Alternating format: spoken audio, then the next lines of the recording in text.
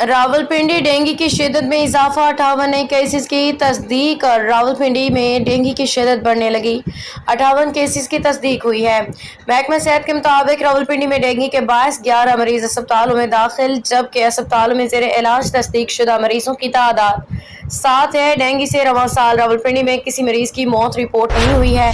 जिला रावलपिंडी में डेंगू के 30 केसेस और मरी में 28 केसेस रिपोर्ट हुए हैं। मजीद बरान डेंगू मुहिम से 1 जनवरी से अब तक 43 लाख से ज्यादा घरों की चेकिंग हो चुकी है। 58,364 घरों में लार्वा की मौजूदगी की तस्दीक हुई है। अलावा 11,48,213 मकामात की चेकिंग हुई है, जिसमें 11,000 से ज्यादा साइट पे डेंगू पॉजिटिव और 59,812 मकामात पे डेंगू लार्वा तल्फ किया गया है। डेंगू SOPs की खिलाफ वर्जी पे 2288 FIR दर्ज, 1257 मकामात सील, 3555 चालान किए गए, जबकि खिलाफ वर्जी पे 42 लाख से ज्यादा जुर्माना भी वसूल किया गया है।